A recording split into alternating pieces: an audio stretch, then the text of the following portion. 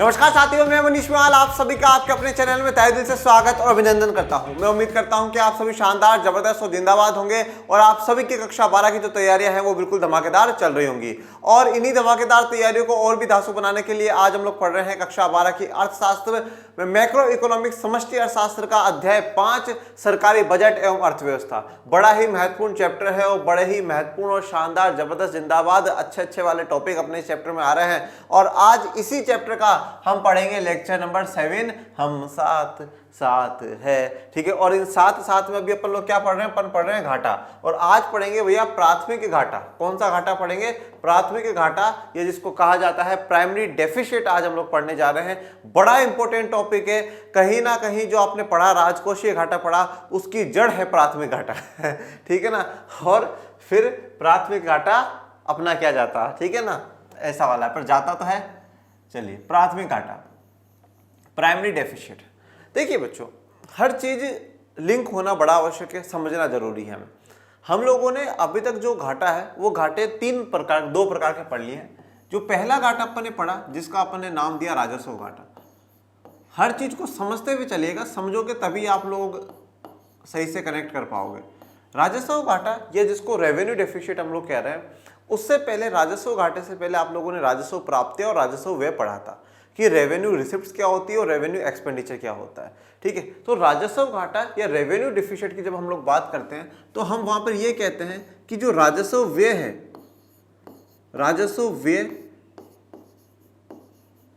ज्यादा है किससे? राजस्व प्राप्तियों से। मतलब जब मैं राजस्व व्यय में से राजस्व प्राप्तियों को हटा दूंगा तो क्या हो जाएगी?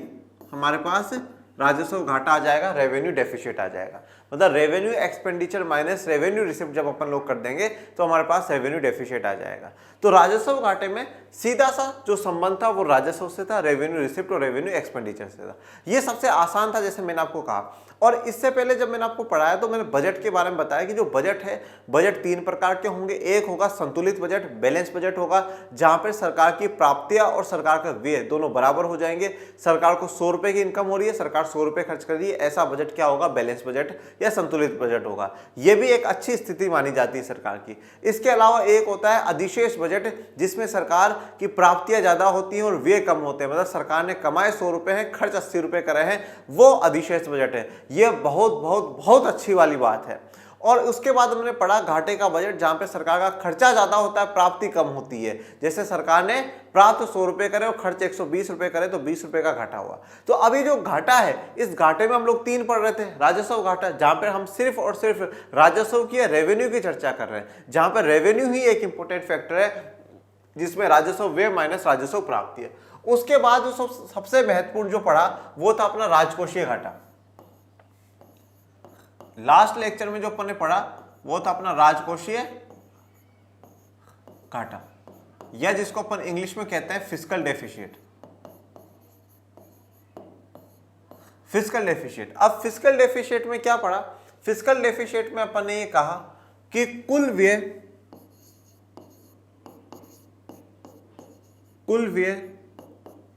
ठीक है, जो टोटल एक्सपेंडिचर है वो आ जाएगा, माइनस कुल प्राप्तियां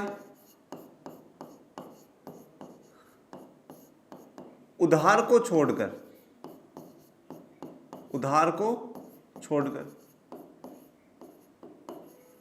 ये पढ़ाया ना मैंने आपको। कुल व्यय में क्या आ गया? रेवेन्यू एक्सपेंडिचर जो है पूरे के पूरे आ जाएंगे। इसके अलावा कैपिटल एक्सपेंडिचर है वो भी पूरे के पूरे आ जाएंगे। मतलब राजस्व व्यय भी आ जाएगा और पूंजीगत व्यय है वो भी आ जाएगा। कुल प्राप्तियों में क्या क्या है? राजस्व प्राप्तियां तो सारी की सारी हैं, बस पूंजीगत प्राप्तियों में जो उधार से हम पैसा ले रहे हैं वो नहीं आएगा। उधार से जो हम लोग पैसा ले रहे हैं वो नहीं आएगा। बाकी सब कुछ किस में आ जाएगा? फिस्कल डेफिसिट में आ जाएगा। फिस्कल डेफिसिट देश की आर्थिक स्थितियों को, देश की अर्थव्यवस्था को सही रूप से हमें दर्शाती है। सही, अगर हम कहें कि एक सही मेजरमेंट अगर कोई दर्शाता है तो वो फिस्कल डेफिसिट, राजकोषीय घाटा हमें दिखाता है। राजस्व घाटे की तुलना में ज्यादा अगर यूज करा जाता है तो राजकोषीय घाटा यूज करा जाता है। पहली बात। दूसरी बात यह है कि राजकोषीय घाटे में ये राजस्व घाटा सम्मिलित है। मतलब मैं कहूं कि ये मेरा राजकोषीय घाटा, तो राजस्व घाटा इसका भाग है, उसके अंदर का भाग है। ठीक है, उसके अंदर मिक्स है। जैसे मैं कहूं कि भैया मैं आज उस कॉलोनी में रहता हूं तो उस कॉलोनी का मैं भी भाग हूं, कॉलोनी बड़ी यूनिट है और उस कॉलोनी में मैं भी रहता हूं तो मैं उस कॉलोनी का भाग हूं। तो उसी प्रकार से राजकोषीय घाटा बड़ी यूनिट है और राजस्व घाटा उसका एक छोटा सा भाग होता है, उसका अंश होता है। तो राजकोषीय घाटा जब हम लोग निकाल रहे हैं तो वहां पर कहीं ना कहीं हमें राजस्व घाटा भी पता चल जाता है कि हमारा इतना राजस्व घाटा है। और अगर इस राजकोषीय घाटे में राजस्व घाटा ज्यादा होता है तो वो ये दर्शाता है कि हमने हमारे उपभोग के लिए ज्यादा उधार लिया है, हमने हमारे उपभोग व्यय के लिए ज्यादा उधार लिया है, कंजप्शन के लिए ज्यादा उधार लिया है, न कि सरकार ने निवेश करने के लिए, न कि सरकार ने संपत्ति बनाने के लिए, देनदारियों को चुकाने के लिए नहीं, बल्कि रोजमर्रा आवश्यकताओं को पूरा करने के लिए इस्तेमाल किया है। अब जब हम यह राजकोषीय घाटे की चर्चा करते हैं, जब हम फिस्कल डेफिसिट लिखते हैं तो अपन ये साफ साफ लिख सकते हैं कि फिस्कल डेफिसिट बराबर उधार। जितना भी सरकार ने उधार लिया है वो सारा का सारा फिस्कल डेफिसिट हो जाएगा। क्यों हो जाएगा, ये बात क्यों कही? अब जो भी यहाँ पे सरकार का राजकोषीय घाटा आ रहा है, जो कैसे निकाल रहे हैं, कुल व्यय माइनस कुल प्राप्य उधार को छोड़ करके जो हम निकाल रहे हैं, तो ये जब जितना भी हमारा राजकोषीय घाटा आएगा उसकी भरपाई कैसे करी जाएगी? उधार लेकर करके। उसकी भरपाई कैसे करी जाएगी? उधार लेकर करके। मतलब मेरा जितना फिस्कल डेफिसिट होगा उतना ही मेरा उधार होगा, जितना मेरा फिस्कल डेफिसिट होगा उतना ही मेरा उधार होगा। तो जितना मुझे राजकोषीय घाटा, मतलब सरकार को राजकोषीय घाटा हो रहा है, उतना सरकार उधार लेगी। इसलिए हम लोग क्या लिखते हैं? फिस्कल डेफिसिट बराबर उधार लिखते हैं। यहां तक की बात आप लोग लास्ट के लेक्चर्स में पढ़ चुके हो, पर अब आप बोलोगे कि गुरुजी आपने रिपीट करा तो करा क्यों? तो अब एक बात, ये बात अच्छे से जान लो कि अगर मैंने रिपीट करा तो कुछ सोच समझ करके करा होगा। ऐसा तो है नहीं कि नहीं चलो को बच्चों को फालतू पढ़ाते हैं, ऐसा तो है नहीं, कुछ सोच समझ कर ही कराएगा। यहां तक की कहानी, यहां तक कि मैं बोलता हूं इसको भी भूल जाओ, इसको भूल जाओ, यहां तक का भी ठीक है। ये वाला जो है ना, अगर आपको एक बार क्लियर हो गया ना, तो मैं आपको गारंटी के साथ कहता हूं प्राथमिक घाटा ऐसा आपकी जुबान पे बैठ जाएगा कि कोई भी आपसे दूर नहीं करवा पाएगा, आपके बिल्कुल टिप्स पे आ जाएगा। जब आपको ये चीज समझ में आ गई कि फिस्कल डेफिसिट बराबर उधार है। क्यों है? क्योंकि फिस्कल डेफिसिट राजकोषीय घाटे की पूर्ति करने के लिए सरकार उधार लेगी, और सरकार कितना उधार लेगी? जितना घाटा है, तो घाटा बराबर उधार हो जाएगा, घाटा बराबर उधार हो जाएगा। अब आ जाओ इधर। अब जो हमारा आज का मेन मुख्य टॉपिक है, जिस टॉपिक के लिए अपन लोग आज मिले हैं यहाँ पर, मतलब जिसके लिए वीडियो बनाया जा रहा है, दैट इज द प्राथमिक घाटा। कौन सा घाटा है? प्राथमिक घाटा। अब प्राथमिक घाटा क्या होता है? प्राथमिक घाटे का जो सूत्र है वो क्या है गुरुदेव, वो भी बताते हैं। ये बात ध्यान रखना और उस पर आ जाओ। अब प्राथमिक घाटे का सूत्र है बच्चों फिस्कल डेफिसिट। क्या है? फिस्कल डेफिसिट मतलब राजकोषीय घाटा minus interest payment. Interest payment Hindi में लिख दूं मैं? चलो हिंदी में लिख देते हैं। राजकोषीय घाटा माइनस ब्याज, ठीक है, ब्याज भुगतान लिख देता हूं मैं, ठीक है ना, जिससे आप लोग समझ जाओ। अब देखो, अब बड़ी इंटरेस्टिंग बात समझना। यहां पर मैंने उधार लिया, मैंने का मतलब है सरकार, ठीक है, सरकार जब भी उधार ले रही है, सरकार ने जब यहां पर उधार लिया, जैसे मान लो कि अगर सरकार 10 लाख रुपए उधार ले रही है, अगर सरकार 10 लाख रुपए उधार ले रही है, कितने उधार ले रही है सरकार? 10 लाख रुपए उधार ले रही है। सरकार ने 10 लाख रुपए उधार लिए, इस 10 लाख पे मान लो 2 लाख रुपए ब्याज भी तो होगा, तो कितने हो गए? 12 लाख का उधार हो गया, 12 लाख का उधार हो गया। फिर मान लो सरकार ने अगले साल वापस 8 लाख का उधार ले लिया, इस पर 1 लाख और उधार ब्याज हो गया, तो कितना हो गया? 21 लाख हो गया। तो जब हम उधार ले रहे हैं, जब आज आप सरकार को एक बार साइड में करिए, खुद के ऊपर देखिए। आज अगर आपके माता पिता, आपके जो बड़े जन हैं, वो भी घर गृहस्थी को चलाने के लिए, किसी भी काम के लिए जब पैसा उधार लेते हैं, बोरो करते हैं, तो उस पर वो इंटरेस्ट भी तो पे करते हैं, ब्याज भी तो देते हैं, जितना भी देते तो हैं। तो मतलब उस उधार में वो ब्याज भी तो शामिल है। ऐसा थोड़ी है कि ब्याज नहीं चुकाना, ब्याज भी चुकाना और उधार भी देना है। तो यहाँ पर सरकार भी अगर किसी देश से, किसी फॉरेन से, किसी से भी अगर पैसा उधार ले रही है तो उसको ब्याज तो देना ही है। तो यहाँ पर क्या है? फिस्कल डेफिसिट में हम उधार को मिला रहे हैं, इस उधार में सब कुछ शामिल है, ब्याज सब कुछ मिला करके। अब इस प्राथमिक घाटा में, प्राइमरी डेफिसिट में हम ये देखते हैं कि फिस्कल डेफिसिट में से जितना सरकार ब्याज का भुगतान कितना कर रही है, सरकार ब्याज का भुगतान कितना कर रही है, इससे हमारे सामने ये क्लियर कंडीशन आ जाएगी कि सरकार ने कितना ब्याज दिया है और कितना सरकार ने उधार लिया है। क्योंकि मैं यहां पे कह रहा हूं कि फिस्कल डेफिसिट एफडी बराबर उधार, तो मैं ये भी तो लिख सकता हूं कि जो मेरा टोटल उधार था उसमें से मैंने जो माइनस ब्याज भुगतान कर दिया, तो मेरा क्या हो जाएगा, प्राथमिक घाटा आ जाएगा। हाँ या ना बोलो, बोला हाँ। आएगा या नहीं आएगा, 100% आएगा। पर यहां पर आपको उधार लिखना नहीं है, बिल्कुल भी नहीं लिखना। बहुत सी बार बच्चे बोलते हैं सर ये आसान शब्द इसकी जगह ये लिख ले। अरे यार अब तुम कक्षा 12 के विद्यार्थी हो, आसान नहीं, कुछ मुश्किल काम करके दिखाना अपन लोगों को, ठीक है। राजकोषीय घाटा तो राजकोषीय घाटा ही है, राजकोषीय घाटा बराबर उधार है, तो मैंने उधार लिख करके समझाया, पर लिखना नहीं है आप लोगों को।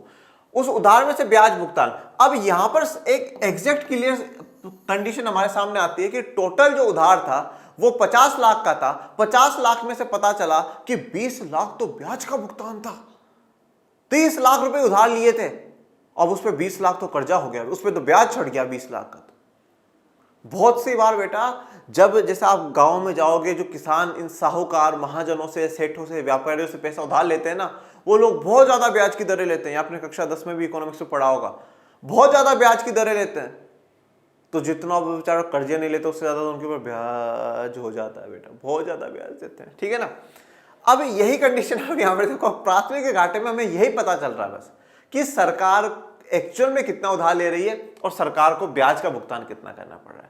ये जो ब्याज हम दे रहे हैं ना, चाहे एक इंडिविजुअल के तौर पे बात कर लो, चाहे सरकार अगर ब्याज का भुगतान कर रही है, ये ब्याज बहुत बड़ी मार देता है बेटा हमें, बहुत ज्यादा। कभी बार इतना बढ़ जाता है कि हम जितना उधार लेते हैं उससे ज्यादा तो ब्याज लग जाता है। अब जैसे मैं आपको एक उदाहरण देता हूँ, हम लोगों ने मतलब भारत सरकार ने 2017 में जापान से 50,000 करोड़ नहीं सॉरी 88,000 करोड़ का लोन लिया था। कितने का? 88,000 करोड़। अब देखो जीरो लगाने मत बैठना नहीं तो है ना लेक्चर खत्म हो जाएगा, आप जीरो काउंट नहीं कर पाओगे। काम वही करना है जो अपने काम आए, फालतू की कैलकुलेशन नहीं करनी है। तो कितना लिया? 88,000 करोड़। और आप सब कोई पूछे कि बेटा ये कितना होता है, तो बोल देना अंकल उतना ही होता है जितना आपके और मेरे बस में नहीं है ठीक है ना। तो ज्यादा स्मार्ट बनने की कोशिश नहीं है कि मैं बताऊंगा ऐसे। बोला अंकल बहुत कर्जा लिया था। बोले कितना लिया कर? बोला अंकल बता दूंगा, पर उसके आगे ये नहीं पूछोगे कि जीरो कितनी लगती है। देखो यहाँ पर अपनी फिर आपकी और मेरे आज से रिश्तेदारी खत्म हो जाएगी। बोला हाँ हाँ बेटा बताओ जापान से पढ़ाते हैं कितना? बोला अंकल 88,000 करोड़ और बोला देखो अंकल अब आगे सवाल नहीं पूछोगे हम अपन को नहीं पता। तो 88,000 करोड़ रुपए भारत सरकार ने जापान से उधार लिए। क्यों? बुलेट ट्रेन के लिए, कि हमें भारत में बुलेट ट्रेन चलानी, बहुत अच्छा काम के लिए लिया गए थे। उस 88,000 करोड़ पे जापान ने सिर्फ और सिर्फ 0.1% की इंटरेस्ट रेट लगाई, मतलब 0.1% इंटरेस्ट रेट है बेटा, बहुत बहुत बहुत कम है।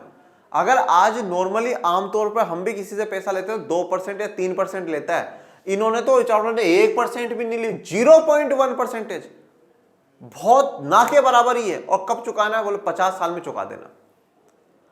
बहुत सस्ते में यहां पे दे दिया। तो अब कुछ जगह सस्ते में मिल जाता, कभी कभार बहुत ज्यादा होता है। तो ब्याज कितना भुगतान करते हैं ये है। अब अगर हमारा प्राथमिक घाटा कम हो जाएगा, प्राथमिक घाटा कम हो जाएगा, तो हमें यह पता चल जाएगा कि साहब हाँ हमारा उधार की भी कम हुआ। उधार कम हुआ इसका मतलब यह कि राजकोषीय घाटा भी कम हो गया। राजकोषीय घाटा कम होने का मतलब है कि इसमें राजस्व घाटा है तो उसमें भी गिरावट आई होगी। मतलब आप कह सकते हो इस सब की जो जड़ है ना वो प्राथमिक घाटा है। और प्राथमिक घाटे में मुख्य क्या है? ये ब्याज। मतलब सारा का सारा जो कर्जा, सारा का सारा जो व्यय है हो रहा है, जो घाटा जा रहा है, वो किसके कारण जा रहा है? ब्याज के कारण जा रहा है।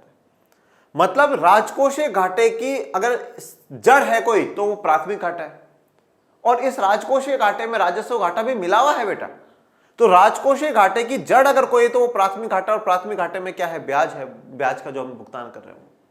तो बस आज हमें इसी प्राथमिक घाटे पे फोकस करना है।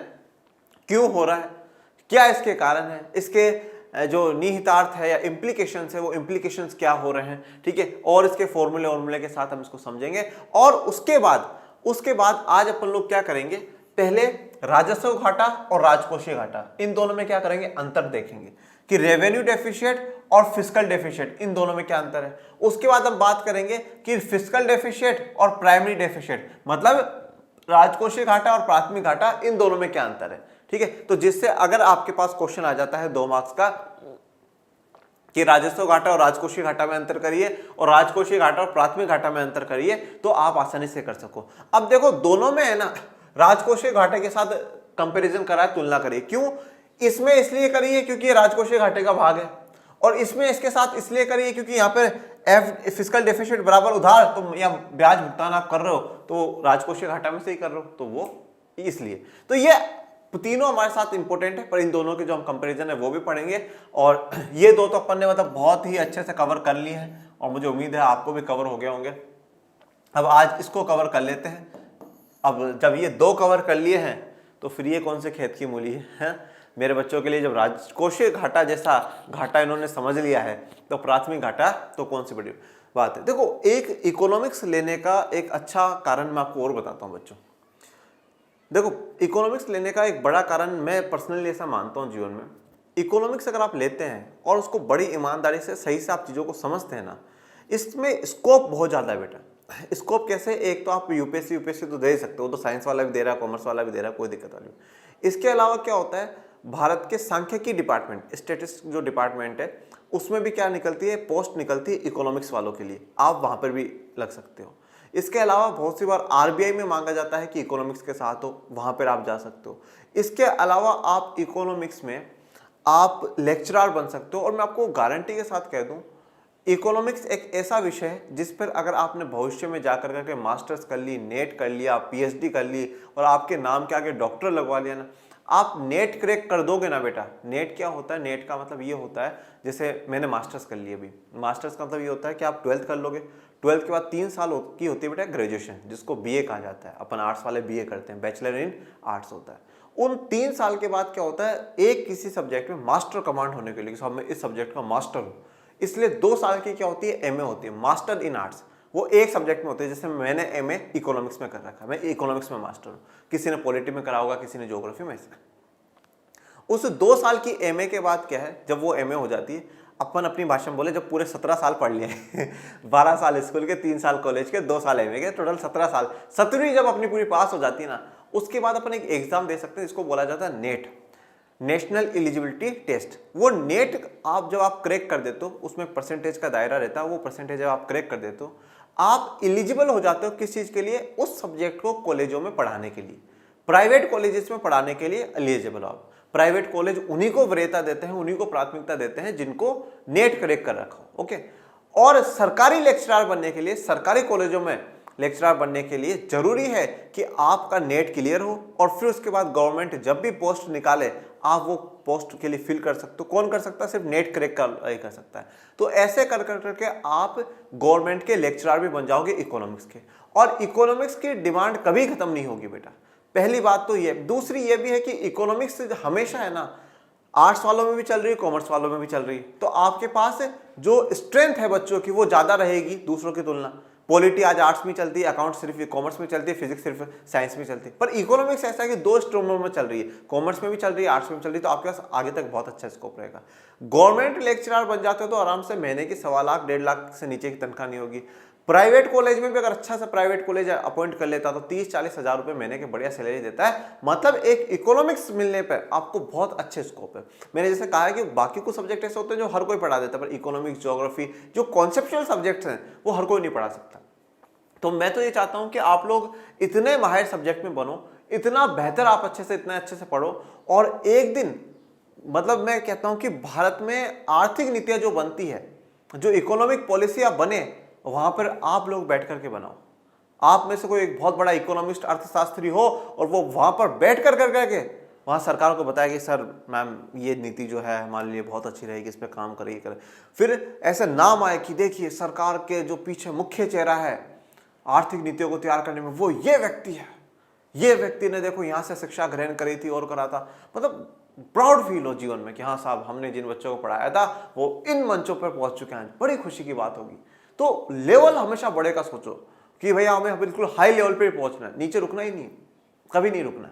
अभी कल परसों मुझे एक कमेंट में एक बच्ची ने कहा था कि सर आपको 100% यूपीएससी की तैयारी करनी चाहिए थी, आपको सोशल में अच्छा नॉलेज भी और आप पढ़ाते भी अच्छा हो। तो मैंने उसको यही कहा था कि अगर मैं यूपीएससी करता और भगवान की मर्जी हो जाती, अगर मैं क्रैक भी हो जाता तो फिर आप लोगों को पढ़ाता कौन है ठीक है। तो देखो मैं कर सकता था या नहीं कर सकता था वो एक बड़ी कहानी है, वो एक अलग बात है, उस पर मैं चर्चा भी नहीं करता हूँ और करना भी नहीं चाहता हूँ। देखो पर यह है कि आज मैं जिस फील्ड में हूँ मुझे बड़ी प्रसन्नता है, मुझे बड़ा अच्छा लगता है आप जैसे लोगों से मिलकर के, आप जैसे लोगों के लिए काम कर करके, बहुत अच्छी बात है। पर यह है कि जीवन में जो मैं चाहता हूँ वैसे चीज़ें अब आप जीवन में करें, आप अच्छे पदों पर बैठे हों, आप बड़ी बड़ी इकोनॉमिक पॉलिसीज़ में, आप बड़े बड़े निर्णयों में आज आपकी भागीदारी हो। और एक व्यक्ति ने, एक संत ने बहुत अच्छी बात कही थी, वो कहते थे कि गुरु शिष्य को शिष्य नहीं बनाता है, गुरु शिष्य को गुरु बनाता है। गुरु हमेशा चाहता है कि मेरा शिष्य मुझसे भी 2 कदम आगे चल करके तरक्की करे। अगर मैं यहाँ हूँ तो मेरा शिष्य यहाँ होना चाहिए, क्योंकि शिष्य के यहाँ होने से गुरु का सीना चौड़ा होता है, गुरु का शीश ऊपर उठ जाता है। तो आप ऐसे काम करिए तो इकोनॉमिक्स लेने के बहुत फायदे ही फायदे हैं, आप देश के सबसे बड़े पदों में से एक में बैठे हो सकते हैं। चलिए, प्राथमिक घाटा चालू वर्ष के राजकोषीय घाटे और पिछले उधार पर ब्याज भुगतान के बीच के अंतर को संदर्भित करता है। तो प्राथमिक घाटा क्या है? जो चालू वर्ष, जो अभी वर्ष चल रहा है, उसमें जो राजकोषीय घाटा है वो, ठीक है, मतलब उधार कितना है, और पिछला जो उधार उस पर ब्याज का भुगतान कितना है, वो अंतर को स्पष्ट करता है कि हमें अभी तक का उधार कितना है और पिछले साल मतलब अपन लोगों ने जितना उधार लिया था उस पर ब्याज कितना है, वो कट कर देंगे तो हमारा प्राथमिक घाटा आ जाएगा।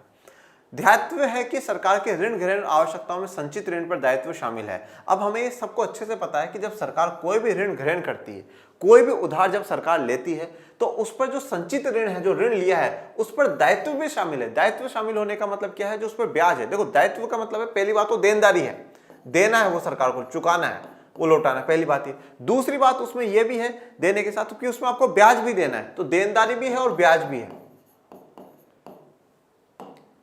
प्राथमिक घाटे के माप का लक्ष्य वर्तमान राजकोषीय असंतुलन पर प्रकाश डालना है। प्राथमिक घाटे का जो माप का लक्ष्य है, हम प्राथमिक घाटे का क्यों मेजर कर रहे हैं, हम प्राथमिक घाटे को क्यों माप रहे हैं, उसका जो मुख्य लक्ष्य है वो क्या है कि जो वर्तमान राजकोषीय असंतुलन है, कि अभी मौजूदा दौर में जो फिस्कल डिफिशिट चल रहा है या जो फिस्कल असंतुलन हमारा चल रहा है, उस पर प्रकाश डालें कि कितना असंतुलन है, कितना पैसा सच में उधार लिया गया है और कितना हमारा ब्याज गया है। वर्तमान व्यय के राजस्व से अधिक होने के कारण उन्हें होने वाले ऋण ग्रहण के आकलन के लिए हम प्राथमिक घाटे की परिकलन करते हैं। वर्तमान व्यय के राजस्व से अधिक होने के लिए, जो अभी हमारा खर्चा है वो राजस्व से अधिक हो जाए, मतलब जब इनकम से अधिक हो जाता है, तो ऋण ग्रहण के आकलन के लिए कि हमने ऋण ग्रहण कितना करा, उसके लिए प्राथमिक घाटे को कैलकुलेट किया जाता है। सरल भाषा में यह वह शेष है जो राजकोषीय घाटे में से ब्याज अदायगी को घटाने पर प्राप्त होता है। तो सबसे आसान और सरल भाषा में आप ये लिख सकते हो कि यह वह शेष है, यह वह बाकी है जो राजकोषीय घाटे में ब्याज अदायगी को घटाने पर, मतलब ब्याज अदायगी को जब आप घटा दोगे तो जो प्राप्त होगा उसको क्या कहा जाएगा? प्राथमिक घाटा, या इसको क्या कहा जाएगा? प्राइमरी डेफिसिट कहा जाएगा। और इसी प्राइमरी डेफिसिट को क्या कहा जाता है?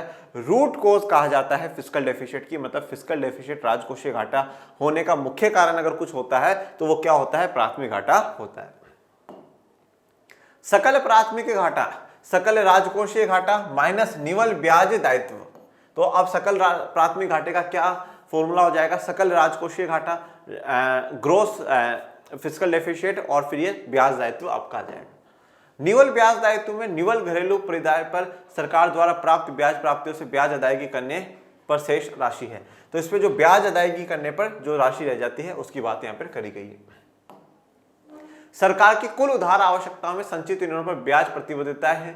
तो सरकार जो भी कुल उधार लेगी, जो भी अपनी आवश्यकताओं को पूरा करने के लिए सरकार जो भी कुल उधार लेगी, उस पर ऋणों पर ब्याज प्रतिबद्धता है। मतलब उस पर क्या है? ब्याज भी सरकार को देना है। मतलब अगर सरकार ने उधार लिया है तो उस पर सरकार को ब्याज तो चुकाना ही चुकाना है।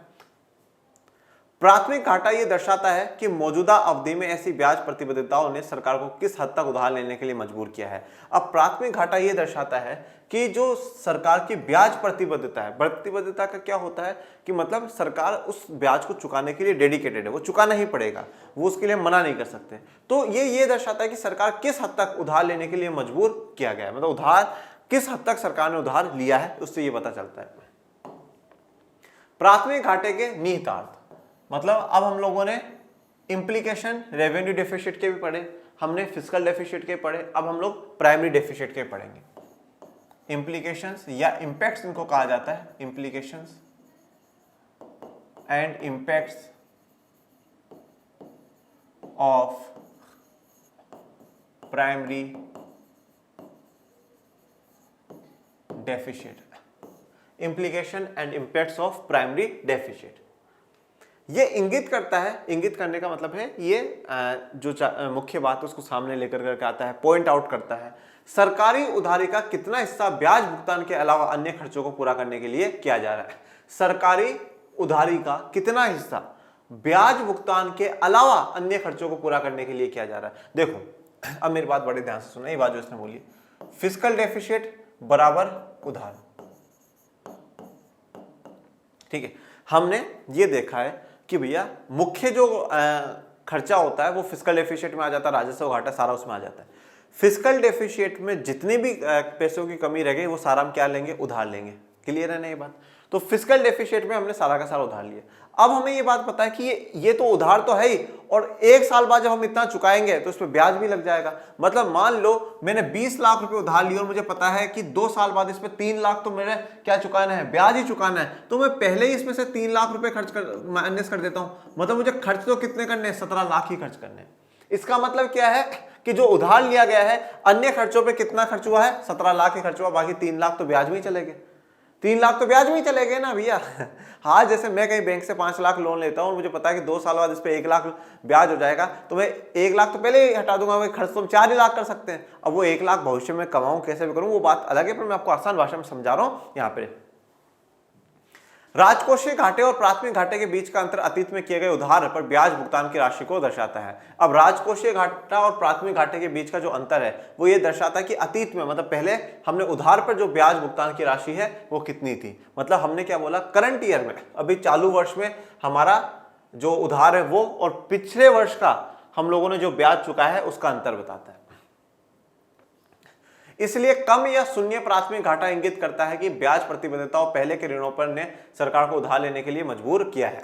कम या जो शून्य प्राथमिक घाटा है, मतलब जीरो अगर हमारा प्राइमरी डेफिसिट हो जाता है, तो ये दर्शाता है कि जो ब्याज प्रतिबद्धता है, जो पहले के ऋणों पर हमारी ब्याज की प्रतिबद्धताएं थी, उन्होंने सरकार को उधार लेने के लिए मजबूर किया है। मतलब ब्याज जो है वो सरकार को कहीं ना कहीं उधार लेने पर मजबूर कर रहा है।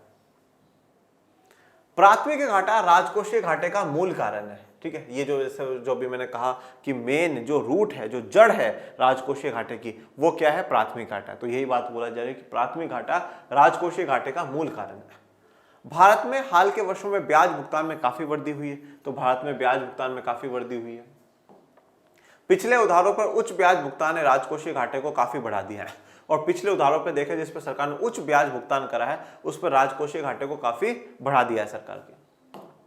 राजकोषीय घाटे को कम करने के लिए जितनी जल्दी हो सके ऋणों के पूर्ण भुगतान के माध्यम से ब्याज भुगतान को कम किया जाना चाहिए। और राजकोषीय घाटे को कम करने के लिए जितनी जल्दी हो सके सरकार को जो लोन ले रखे हैं उनका पूर्ण भुगतान कर देना चाहिए, क्योंकि जितने समय तक लोन ले रहेगा उतने समय तक क्या होता जाएगा, ब्याज बढ़ता जाएगा, और जितना ब्याज बढ़ता जाएगा सरकार पर उतना ही राजकोषीय घाटा बढ़ेगा। चलिए अब अपन डिफरेंस जान लेते हैं। पहले जान लेते हैं प्राथमिक घाटे और राजकोषीय घाटे। ये राजकोषीय घाटे और ब्याज भुगतान के बीच के अंतर को दर्शाता है। तो राजकोषीय घाटा जो है इस साल का उधार और पिछले साल का जो ब्याज चुकाया है उसका डिफरेंस दिखाएगा। ये उधार को छोड़कर कुल प्राप्तियों पर कुल व्यय की अधिकता को दर्शाता है। उधार को छोड़कर करके कुल व्यय में से हम कुल प्राप्तियां माइनस कर देंगे तो हमारा क्या आ जाएगा, राजकोषीय घाटा हमारा आ जाएगा। ये ब्याज को छोड़कर सरकार की कुल उधार आवश्यकताओं को दर्शाता है। ये ब्याज को छोड़ दो, बाकी सरकार की जो कुल उधार आवश्यकता है उसको दर्शाएगा। यह ब्याज सहित सरकार की कुल उधार आवश्यकता को दर्शाता है। तो जैसे मैंने आपको बोला था कि एफडी बराबर उधार है, तो ये उधार में मैंने क्या बोला था स्टार्टिंग में आज कि साहब उसमें जो ब्याज है वो भी सम्मिलित है। प्राथमिक घाटा बराबर राजकोषीय घाटा माइनस ब्याज भुगतान। राजकोषीय घाटा बराबर कुल व्यय माइनस उधार को छोड़कर करके कुल प्राप्तियां। ओके, तो ये अपना हो गया प्राथमिक घाटा और राजकोषीय घाटा में डिफरेंस। उसके बाद बात करते हैं राजकोषीय घाटा और राजस्व घाटा में डिफरेंस। ये उधार को छोड़कर कुल प्राप्ति पर कुल व्यय की अधिकता को दर्शाता है। अभी समझाया आप लोगों को। ये राजस्व प्राप्ति पर राजस्व व्यय की अधिकता को दर्शाता है, मतलब कि राजस्व प्राप्तियों से ज्यादा क्या है, राजस्व व्यय है, मतलब खर्चा ज्यादा है और इनकम जो है वो कम है। ये सरकार की कुल उधार आवश्यकताओं को मापता है। सरकार कुल उधार कितना ले रही है उस आवश्यकताओं को मापता है।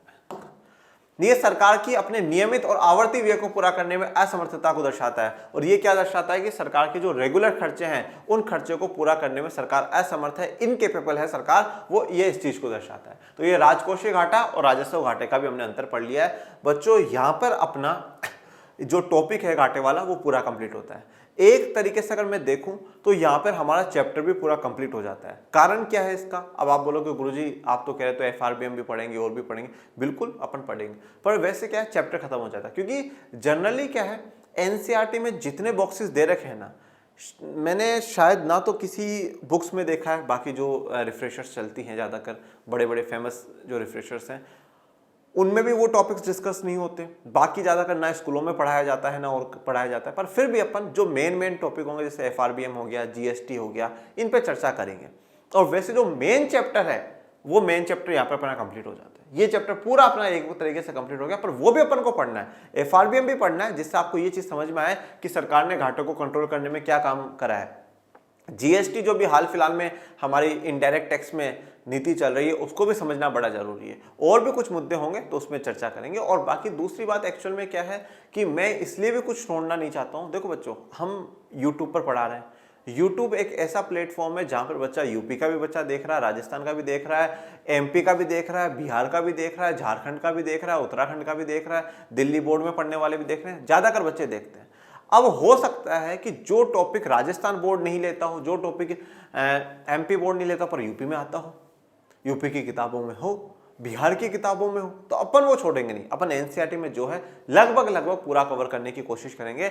आपको किसी भी बात की चिंता करने की आवश्यकता नहीं है। मस्त रहो, बिंदास रहो और लगातार पढ़ते रहो और 100 में से 100 की तैयारी करते रहो। और कोई भी समस्या, कोई भी डाउट आता है कमेंट बॉक्स में मेंशन करिएगा। बाकी मेरे प्यारे विद्यार्थियों, पढ़ते रहिए, आगे बढ़ते रहिए और आपके अपने चैनल लर्न इन शेयर्स को ज़्यादा लाइक, शेयर, सब्सक्राइब करते रहिएगा। और डिस्क्रिप्शन में लिंक दे रखा टेलीग्राम चैनल का, उसको भी ज्वाइन कर लीजिएगा। और मिलते हैं नेक्स्ट लेक्चर में, तब तक के लिए थैंक यू सो मच। जय हिंद, जय भारत।